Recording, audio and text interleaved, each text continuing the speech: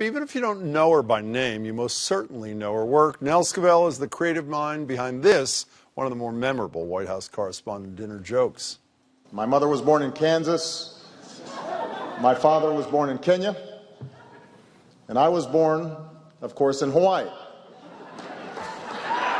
I love that. She's also written for The Simpsons, Murphy Brown, Charmed, NCIS, among others. She created the TV show Sabrina the Teenage Witch and co-authored Lean In with Facebook exec Sheryl Sandberg. She has her own memoir as well called Just the Funny Parts, part of which focuses on her stint as the second ever woman hired on the writing staff for Late Night with David Letterman. But the book was not the first time Scovell told the story, writing in Vanity Fair in 2009 that she, quote, walked away from her dream job after just a couple of months over to what she called a hostile and demeaning work environment. She wrote, quote, I'd seen enough to know that I was not going to thrive professionally in that workplace.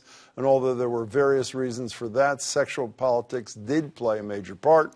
As for Letterman, he didn't even read it, at least not back then. But now, 10 years later, he finally has, and he sat down with Nell to talk about it for her latest piece. Nell Scovell joins me now. Hi, Nell. Hi, Jim. So you write about the hostile work environment in Vanity Fair a decade ago. Right. And you waited 10 years? Why'd you want to talk to him now?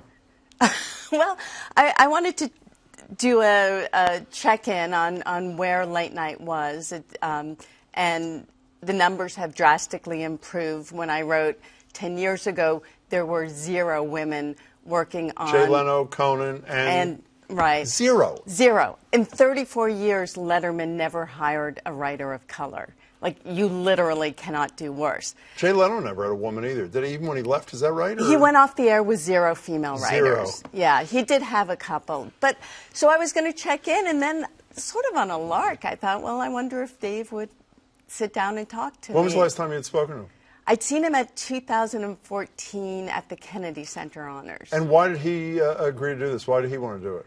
I think it was very big of him, and I think he is interested in apologizing. Were you offended that he hadn't read your piece until you told him to, essentially, which is what it sounded? Were you offended by that? I was. I mean, I think as the executive producer of the Late Show with David Letterman, he should have had an obligation to read it in 2009. So what'd you say to him when you entered the room? Well, that was my reaction when I read it, too. Exactly the same as it. What'd you say to him? Oh, don't make me out. Well, you wrote it. I read it. I made a joke because... And it was? Well, do you have a photo? Well, Dave's got a big we have a bushy photograph. beard Can now. we put the photograph of Letterman and Scovell up? Here it is. So this all right. So I think you probably knew this. So what did you say? I said, I see one of us has shaved. I laughed really hard at that. So did he laugh, or he did? His jaw dropped open, and I hope that sort of set a tone that these conversations don't have to be adversarial.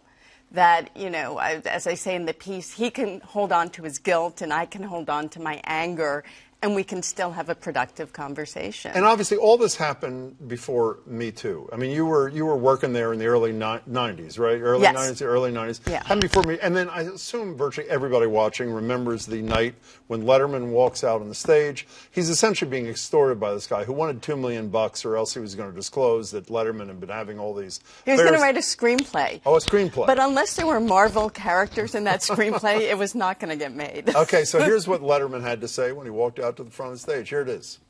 I have had sex with women who work for me on this show. Would it be embarrassing if it were made public? Perhaps it would.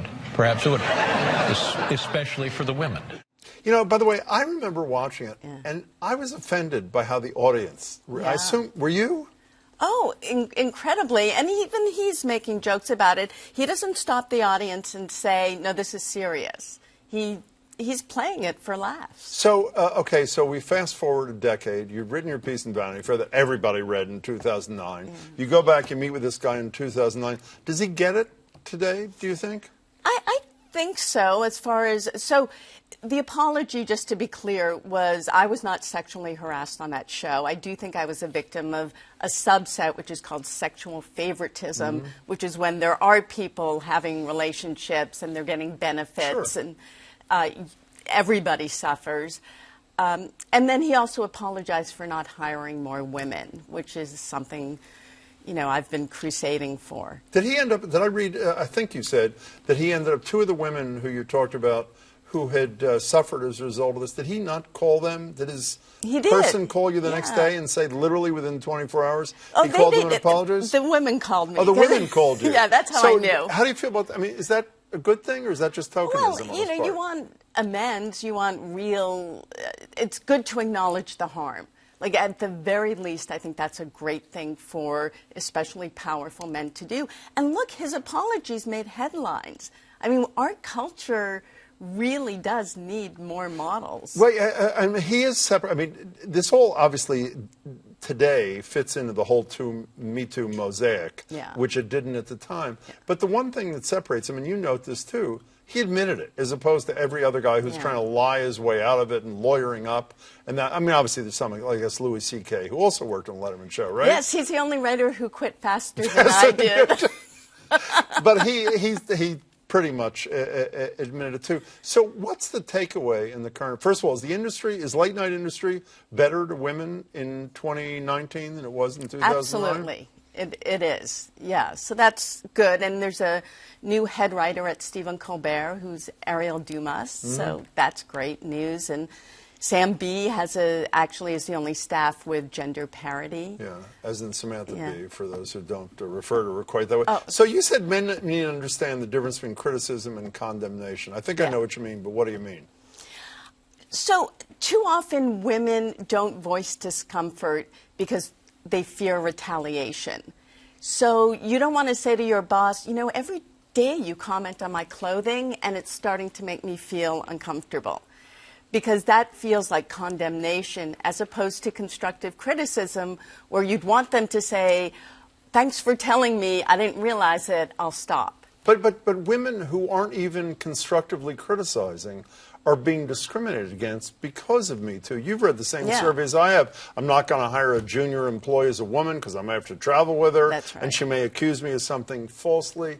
So are we making progress or what's the deal? Well, I do think dialogue would help. So there's this feminist strain where people are saying it's time for men to shut up and listen. And I really reject that. I think if we each go to our corners and just seethe, we will never make progress. So having these discussions, having men say, I'm a little confused by what's supposed to happen is really great. And I do think women need to be open to hearing that. I think you advanced the cause big time, I should say, Nell Scovell. Congratulations on yet another great piece, the great Nell Scovell. Nice to see you. We'll try to tighten up that 30-year next time. That'd be great.